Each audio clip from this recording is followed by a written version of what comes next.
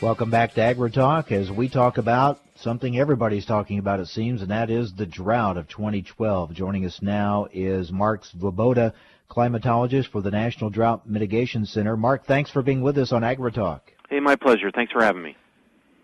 We started off hearing comparisons to 1988. Now I'm hearing comparisons to the 50s. How does this year's drought right now fit in historically? What kind of perspective can you give us on this? I think there's two ways to look at that. From a sort of a geographical extent, this is the most drought we've seen since the 50s or 30s, well over 60% now. The latest drought monitor map shows around 64% of the lower 48 states in drought, and more notably, a 5% increase from last week. We're up over 42% now of severe drought or worse.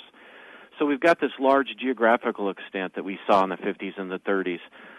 What's different is how the intensity has really ramped up with this, especially with the heat waves we're seeing in the past and currently. And so some of the impacts on crops, the timing has been poor, and that's really what's exacerbating the drought has been the temperatures, because it's not like it's a multi-year drought. So we haven't seen a drought last like the 50s or the 30s, because we're really in the first year of this drought, at least in the Midwest.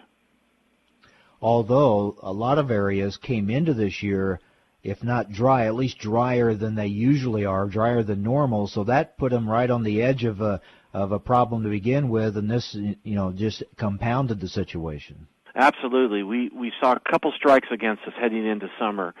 We saw a mild winter. We didn't see as much moisture recharge into the soil profile over the winter months. Then we saw this very warm spring, almost summer-like early, if you recall.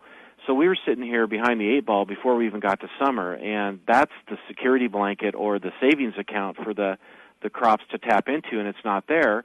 And now we're already living rain to rain, and that's without the heat exacerbating the problem. So everything that could go wrong has pretty much gone wrong.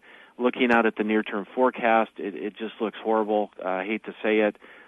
This high pressure is here to stay for some time, and we're going to see triple-digit heat over the weekend into early next week and maybe beyond the week after that. So it doesn't look good, unfortunately.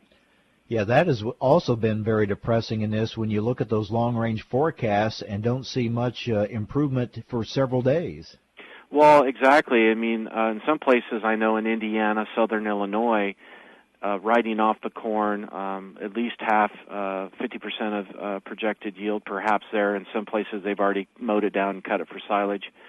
I think the attention now with this heat and looking at what we're looking at this going into early August at this point is soybeans, because I know they come on a little bit later between, say, now and the middle of August, and this heat and dryness is doing them no favors either. So unfortunately it's moving from corn to beans. We've already got a lot of respiratory issues, potentially, I think, with livestock. Looking at the high nighttime minimums with this most recent heat wave that's coming on board right now, there's really no time for recovery for crops, people, or livestock during the overnight hours.